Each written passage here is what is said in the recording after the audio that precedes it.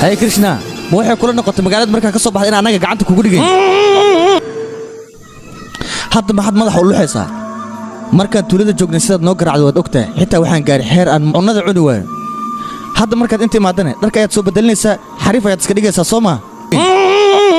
mar hore ayaan u wacay asxaabtaada doqomada ahaa si ay meedkaaga halkan ugu qaadaan hadda waxaa noo harsan dilkaaga oo keliya waryaa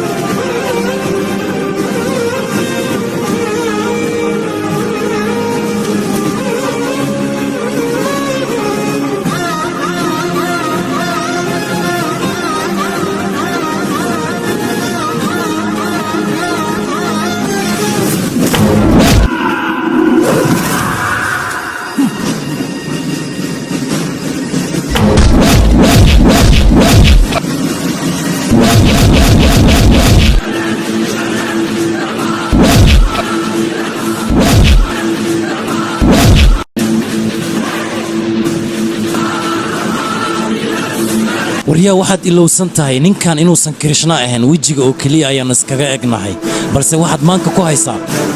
inaan aniga Krishna aan ahay oo cadowgayga weligayga aanan ka jeesan dibna aanan u soo jeedinin taas ayaad ilowsan tahay jirkayga wuxuu la jaraynayaa ardartay mar haddii aan kugu soo fasaxano labada gacan adiga aad ku faanayso inaan ka jaro mujada aad awood u yeelan waynaysaa inaad magaalada ku sii noolaato عروة كانت تقني نقدر وريا هالكي وصعتها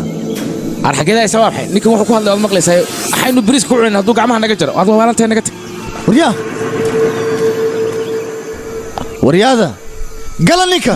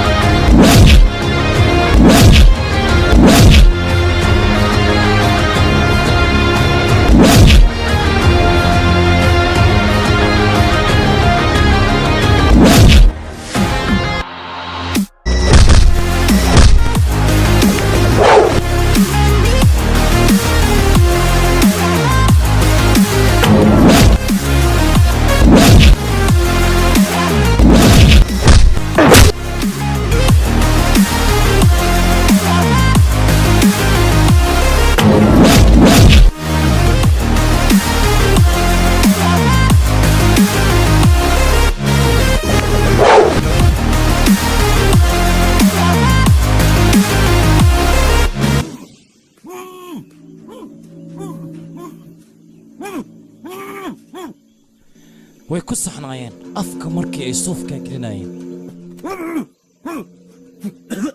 waxaan ku weydiiyey dadkan yayin waad la dagaalanta adigoo wax weydiinna way iska baxeen sabab waxaan leeyahay wax adiga ka soo dabaracay inaad dhimataa fiicneed maxaad la nooshahay ma dhimatid ya awood ku siiyay qof adiga nafsadaada badbaadiyay inaad kalarkiisa ku dhigto la socotaa markay lakshmi ay ku qaadanayeen baabuurkooda aniga waa dabacarray laakiin toqomadan adiga ku raadsanay ayaa igu ka qalday gaariga aad dabacararaysay lakshmi ma aysan saarnayn da ku ogaatay inaysan gaarigaas saarnayn